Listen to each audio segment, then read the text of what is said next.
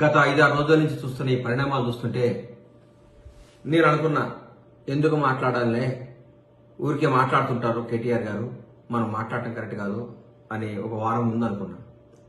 కానీ ఈ వారం రోజుల నుంచి కేటీఆర్ గారు మైకి పట్టుకుంటే చాలు, ఆయన మాట్లాడే మాటలు, ఆయన వ్యవహరించే శైలి గురించి నాకు భయం అవుతుంది, బాధ అనిపిస్తుంది ఆయన చూస్తే. ఎట్లా త్వరలో ఒక 2 ఏళ్లలో ప్రభుత్వాన్ని పడగొడతా అంటాడు, త్వరలో ముఖ్యమంత్రి అవుతా కేసీఆర్ గారు అంటాడు. కరెక్టే, చేయండి. రేపు జరగబోయే ఆంధ్రప్రదేశ్లో ఎలక్షన్ జరుగుతున్నాయి, అక్కడ ముఖ్యమంత్రిని చేయండి. లేకపోతే మహారాష్ట్రలో ఎలక్షన్ జరగబోతున్నాయి, అక్కడ ముఖ్యమంత్రిని చేయండి. లేకపోతే ఎక్కడ పక్కన రాష్ట్రాల్లో, కేరళలో భారతీయ రాష్ట్ర సమితి కదా మీ పార్టీ అధ్యక్షులు కేసీఆర్ గారు, భారతదేశంలో ఏ రాష్ట్రం నుంచి అయినా ముఖ్యమంత్రి అవడానికి అర్హత ఉంది, ఆయన కావాలి, మీరు పోరాడాలి, మీరు పార్టీ భారతీయ రాష్ట్ర సమితి భారతదేశ వ్యాప్తంగా బలపడాలని కోరుకుంటున్నా. అట్లాగే 4 ఎమ్మెల్యేలు వచ్చి ముఖ్యమంత్రి గారిని కలిస్తే ఉలిక్కిపడి నిద్రపోకుండా ఆగమాగమైపోయి అసలు ఏదో కొంపలు వినిపోయినట్టు, ఎందుకు సార్ అంతా వాళ్ళని మానసికంగా హింసించి ప్రెస్ మీట్లు పెట్టించి మీరు స్క్రిప్ట్ రాసిచ్చి దాన్ని చదవండి అని చెప్పించారు. వాళ్ళు ఒక 2 లక్షల మందికో 2.5 లక్షల మందికో ఓట్లే ఒక ప్రతినిధిగా ఉన్నప్పుడు వాళ్ళ సమస్యలు ముఖ్యమంత్రి గారిని కలిసి చెప్పుకోవద్దా? ముఖ్యమంత్రి గారిని కలవద్దా? ఇది ప్రజాస్వామ్యం కాదా? ఎక్కడ పోతున్నారు సార్ మీరు? ఎందుకు అంత భయపడతారు? అంత బంధించి బర్రెలు కట్టేపించుకొని మీ చెప్పు చేతుల్లోనే మీ చెప్పు చేతుల్లోనే రాష్ట్ర ప్రజలు ఉండాలని జనాన్ని అందరినీ ఊరికే అది చేస్తాం, ఇది ఇయ్యకుంటే ఇది చేస్తాం, తిరగబడతాం, ఎగబడతాం, కోస్తాం, నరికేస్తాం, ఏందేందో మాట్లాడతారు. ఎందుకు సార్ కేటీఆర్ గారు మీరు దయచేసి మాట్లాడకండి సార్ అట్లా. ఇది ప్రజాస్వామ్యం. ఇప్పుడు కాంగ్రెస్ పార్టీ తెలంగాణ రాష్ట్రాన్ని పరిపాలిస్తుంది. గౌరవనీయుల ముఖ్యమంత్రి రేవంత్ రెడ్డి గారు, మా మంత్రివర్గం అందరూ బ్రహ్మాండంగా చేస్తున్నారు. జరుగుతున్న పనులు 45-46 రోజుల్లోనే ఏదో కుంపలారిపోయినట్టు రోజు ప్రెస్ మీట్, గూగుల్ పే చేయటం, ప్రెస్ మీట్ పెట్టడం, గూగుల్ పే చేయటం, ప్రెస్ మీట్ పెట్టడం. ఇది కాదు సార్. ఎట్లా ప్రజలకు ఏం చేయాలి? మీరు చేసిన తప్పులేంది?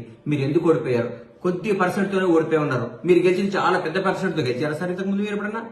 ఫస్ట్ టైం మీకు 62 సీట్లు వచ్చినాయి సార్. 62 సీట్లతో మీరందరినీ అభివృద్ధి పేరుతో, ఇప్పుడు నేను మిమ్మల్ని ఏమన్నా అభివృద్ధి పేరుతో, రాష్ట్రాన్ని అభివృద్ధి పేరుతో మా కాంగ్రెస్ ఎమ్మెల్యేలందరినీ, అప్పటి తెలుగుదేశం ఎమ్మెల్యేలందరినీ కూడా మీ చెంతనే చేసుకున్నారు. మేమందరం ప్రతిపక్షాలందరూ అడిగితే ఇది అభివృద్ధి పేరుతో రావాలి, దీన్ని అందరూ ఆమోదించాలి, దీన్ని సమ్మతించాలి అని మీరు మాట్లాడారు. తర్వాత ఉత్తమ్ కుమార్ రెడ్డి గారి నాయకత్వంలో మేము ఎలక్షన్ చేయడం జరిగింది. మాకు అప్పుడు మేము ఓటమి చెందాం. మా ఎమ్మెల్యేలందరినీ కూడా అదే రిపీట్ చేశారు, అభివృద్ధి పేరుతో అభివృద్ధి చేస్తున్నాం, మీ ఎమ్మెల్యేలను తీసుకొస్తున్నాం అని మమ్మల్ని ప్రతిపక్ష హోదా లేకుండా కూడా చేశారు మీరు. అది మీరు గుర్తుపెట్టుకోవాలి సార్.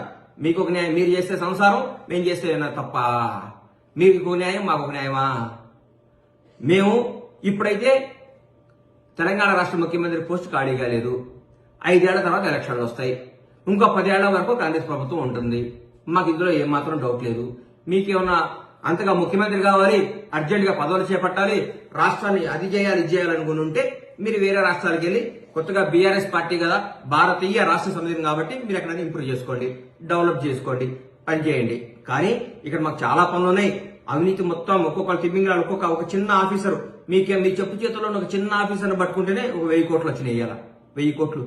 ఇట్లాంటి 1000 కోట్లన్నీ రికవరీ చేసి పేద ప్రజలకి, తెలంగాణలో ఉన్న పేద ప్రజలకు పంచండి సార్ అని గౌరవ ముఖ్యమంత్రి గారిని చేతులెత్తి నమస్కరిస్తున్నా.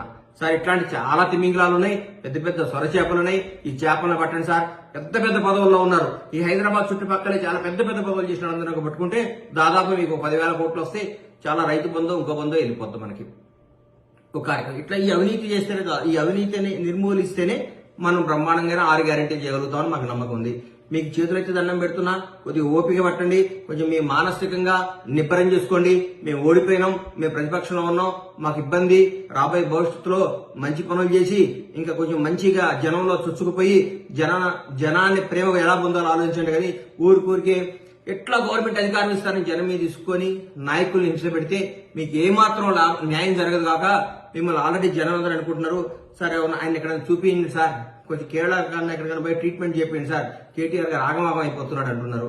దయచేసి మీరు మాకు పెద్ద రాష్ట్ర చాలా పెద్ద ఉన్నతమైన స్థాయిలో ఉండి వచ్చిన కేసీఆర్ గారి అబ్బాయిగా మిమ్మల్ని గౌరవిస్తున్నాం.